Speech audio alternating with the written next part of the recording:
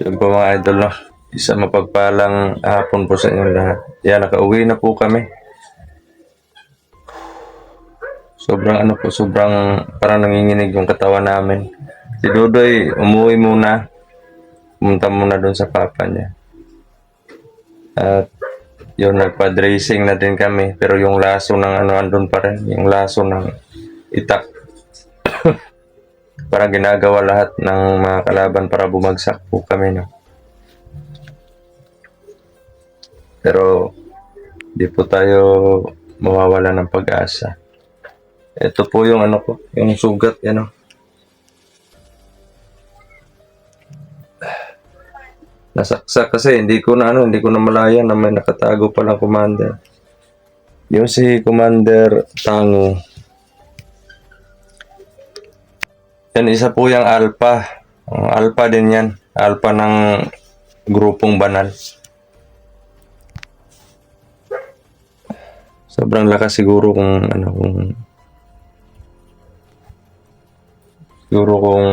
sa pagiging Alpha ay mas nakakalamang siya noon that time na naglaban kami. Dahil kahit tatlo kami, malakas siya kasi may mga sugat na kami dahil doon sa itak.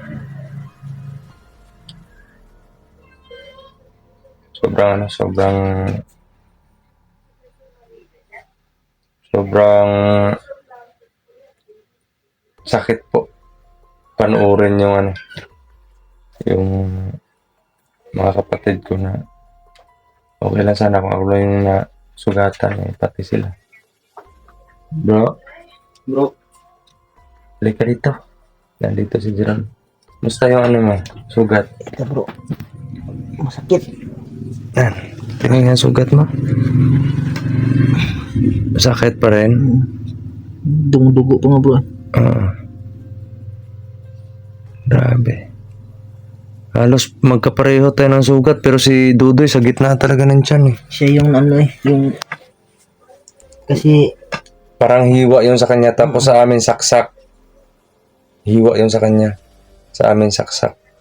pag-atake ko sa kanya bro, nakaganon si bro eh. Kaya dito ako tinamaan. Kala ko nga tumagos hanggang likuran ko. Sakit bro. Sa inyo pala yung bro, yung dati mo pala yung espada bro. Yung Itak. Sa akin yung dati. Pero hindi ko lang sure kung si Talim ba talaga yun kasi hindi ko mahawakan ng matagal. Sobrang parang nanghihina ko nung hinawakan ko yun. Pero may duda talaga ako. Iba lang yung anting-anting at ritual na nandun sa kanya. Kaya nga iniwan ko na lang kasi manghihina tayo lalo pag kinuha natin yun o hawak natin. Pasensya na po kayo mga idol, medyo maingay kasi dinig lang po kasi yung mga pag may nag-uusap sa kabilang bahay kasi dikit-dikit lang yung bahay dito eh.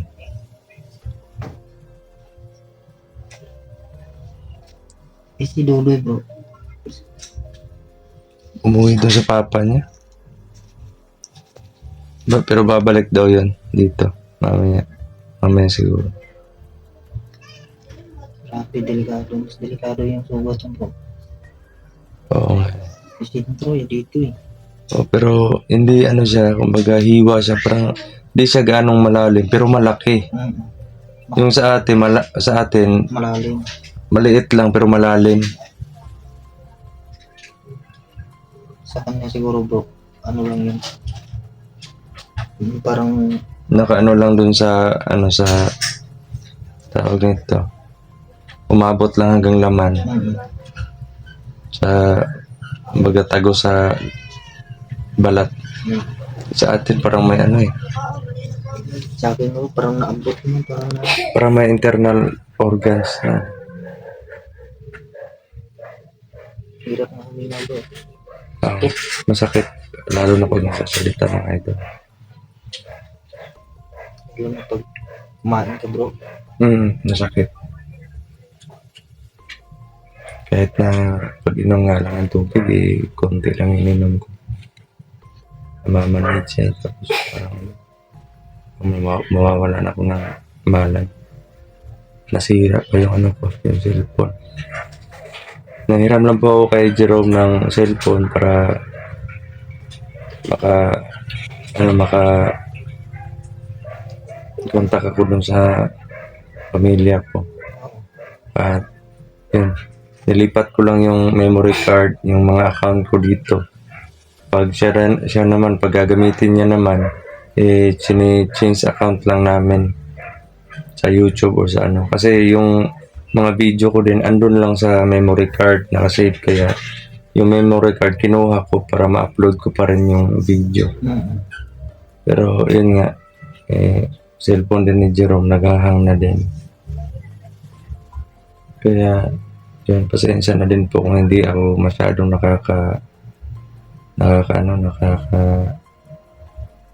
Upload. nakaka-reply dun sa mga message. Sobrang hirap po talaga ng ganito eh. Bro, ano mo muna bro. Hawakan mo muna to bro. Kunin ko muna yung cellphone ko kasi sobrang basag niya talaga eh.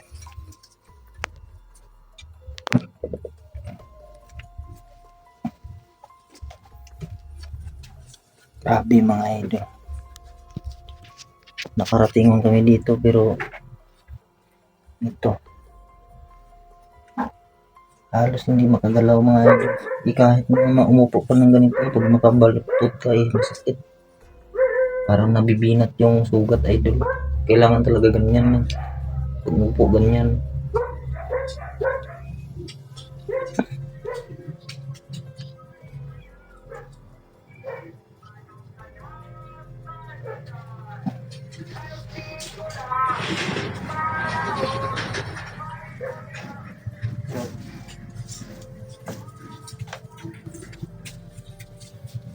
Ito yung nangyari kasi. Yan. Madilim bro. Madilim na. Nasa kwarto lang po kami mga idol. Yan o. Sobrang sira na talaga yun.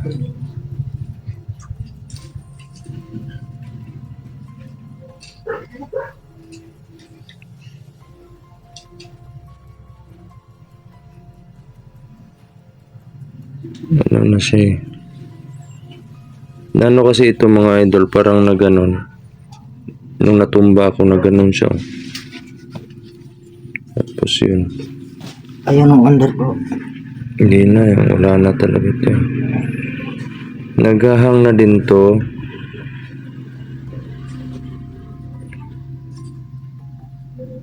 Wala na talaga.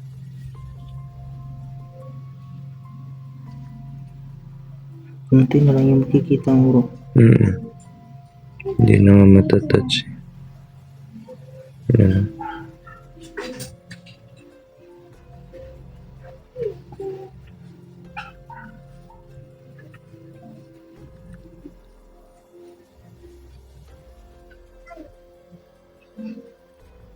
Wala na bro.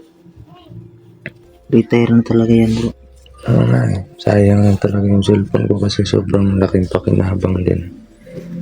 Lalo na pag nasa explore tayo, nakaka-update tayo dun sa ano.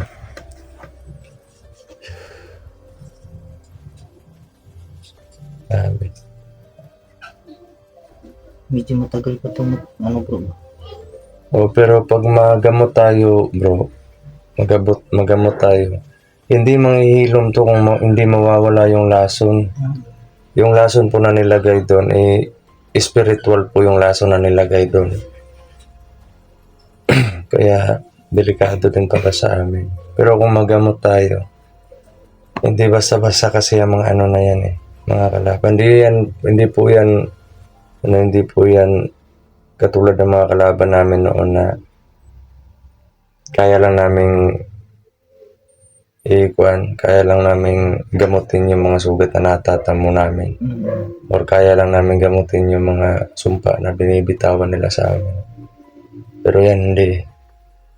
Kahit yung mga ano nga, kahit nga yung mga diwata, nagsabi sila na hindi porket maraming manggagamot, kaya nilang gamutin yung lahat ng barang or yung mga sumpa, lason, ganun.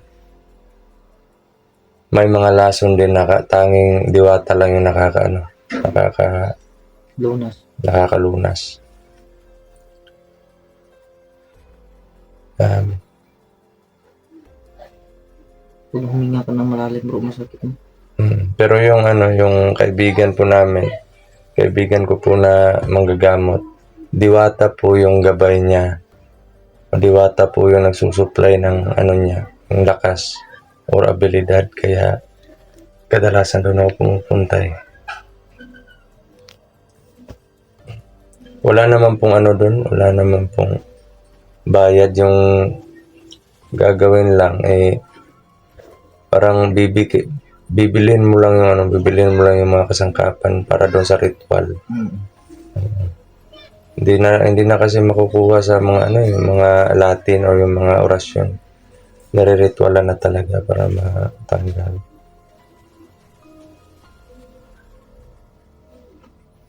Sa dinami-rami kong nakilalang manggagamot, yan talaga yung nakita ko na may potensyal na kumbaga iba kaysa sa ibang manggagamot. Parang na bro, pag siya ang maggamot, Alam niya na yung kahit nga malayo pa tayo. Kumbaga kung kunwari pupunta tayo rin mapapagamot. Kahit malayo pa lang tayo, alam niya na kung ano yung nangyari sa atin, ano yung mga lason na nasa katawan natin. yan talaga yung bro, tunay na manggagamot. Oo. Bro, sobrang Dilim. Mo na lang yung yan. Nandito po kami sa kwarto mga idol. Pasensya na po at ngayon lang namin in-open. Tipid din po kasi kami sa sa kuryente. At yun nga. Sana lang kung hindi talaga critical yung buhay namin. Siguro pamilya ko andito din. Wala talaga eh. Kumbaga, sobrang dami kasi ng kalaban. At ito pa po mga idol, malala.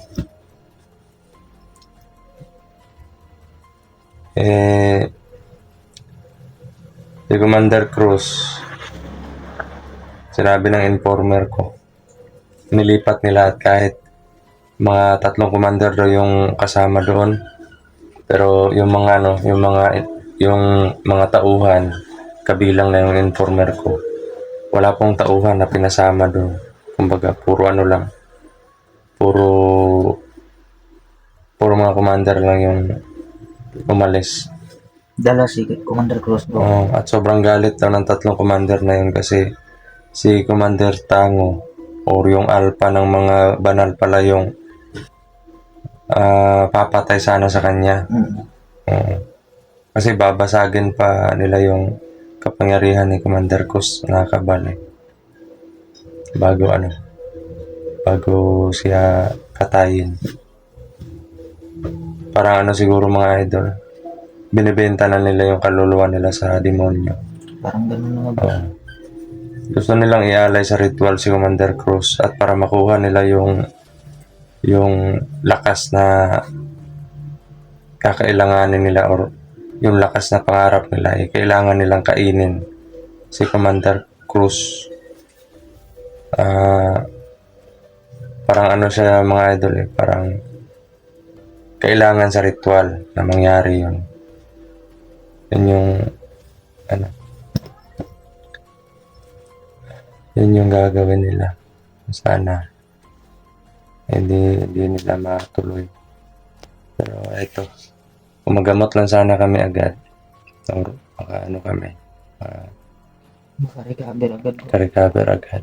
Kasi pag nagamot tayo bro, Hinadanda maghihilom na to. Mm.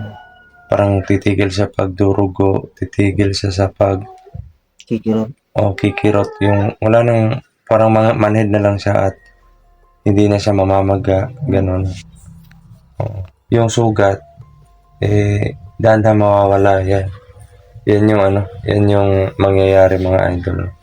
Kumbaga, parang milagro siya. Pero, yung mga ganun po, totoo po yan, yung mga ganyan. Yung iba lang hindi naniniwala. Gawa po ng, yun nga, hindi pa nila nakikita. Pero, yung mga sinasabi po namin hindi naman po namin sinasabi para maniwala. Mm. Sa amin lang, explanation lang din dun sa mga tao na gusto makakita na update namin or ano yung nangyari sa amin. Gano'n. Sakit huminga, bro. Oo nga. Kaya nga parating hinawakan ko bro. Para pag huminga ko, ginaganyan ko. Pinipress mo lang. Mm. Kasi pag bitawan ko bro, grabe. Parang ginaganon-ganon ng karayom bro. Mm. Parang tinutusok ng karayom. Hirap nga huminga ng malalim eh. Oo nga.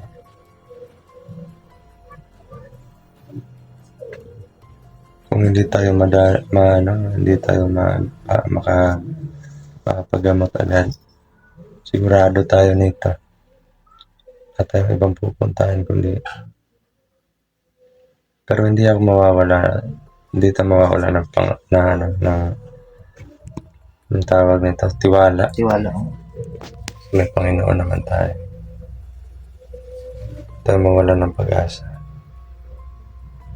Pinipilit ko lang po yung sarili ko na magsalita mga idol, gawa po na ayoko po na nakatutok lang yung cellphone, yung camera, wala akong sasabihin. Mm. Para ma-explain ko din naman po sa inyo ano yung mga nangyari. Kala ko nga malalim tong sugat ko dito sa noo Hindi pala. Kumbaga lang ng itak. Galos lang bro. Ang galos. Kala ko natamaan talaga yung ulo ko. Hindi kasi ako nakaano agad kasi tinago niya yung presensya niya Bigla na lang sumugod sa akin. Pain lang pala yung isa. Ginagawa talaga nila lahat pwedeng gawin para makuha nila bro. Hindi, para maano tayo. Kumbaga, basagin yung mga strategy natin. Hindi tayo papayag na Matatalo tayo bro. matatalo sa laban. Hindi pwede yan. Hindi ako susuko talaga. Kung mangyari man yan, kahit kaunti na lang lakas ko, susugal ko talaga. Para matalo lang yung mga yan. Alam ko naman na may maiiwan tayong pamilya, pero ito na yung buhay natin. Hindi na to hindi na to maiba. Kailangan lumaban talaga. Okay lang sana kung sira pa yung mga natin. Sira pa yung mga baril namin, mga idol. Okay lang sana bro kung pwede natin sila pabayaan na hindi sila magsikong lagim dito. Oo nga. Titigilan natin. Pero pag tigilan natin yun bro, lalong marami sila yun bro. Oo nga. Purwisyo yun. Kunwari makikipag-usap sa atin na tigilan nyo na yung paghunting sa amin. Tigilan na din namin yung paggawa ng masama. Ganun ang gagawin. Sasabihin nila. Pero hindi natin alam kasi maraming pwedeng gawin yan Pwedeng manahimik yung grupo na kilala natin tapos may isang grupo na Papasok na naman. may isang grupo na papagalawin nila. Continue yung kasamaan tapos pag tinanong natin sa kanila, bakit may mga ganito pa rin? Sasabihin na naman nila na Hindi nila alam. Hindi namin alam. Wala kami kinalaman dyan. Kasi may usapan tayo ganun. Pwede rin na hahanap lang sila ng tiyempo kung kailan sila babalik sa ganun. At pwede rin na dahil sa tiwala na may usapan, titigil tayo pero tatrado rin pala tayo. Kumbaga, kampante na tayo na wala nang ganun pero hahanap lang sila ng tiyempo para mapatay tayo na hindi natin namamalayan. Kumbaga yung mga kilos. Mga traitor yan kaya hindi ako kumbinsido sa mga ganyan.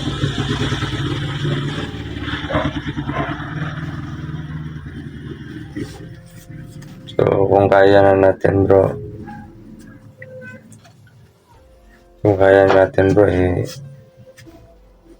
balik explore tayo. Kailangan natin sagipin yung mga kapatid natin, yung mga bihag na nasa kanila.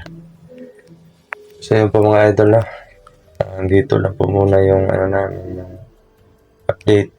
Sana po magdasal na po kami na sana po namin to, malampasan namin yung pagsubok. So yun, salute po kami mga idol. God bless po, mag-ingat po kayo palagi.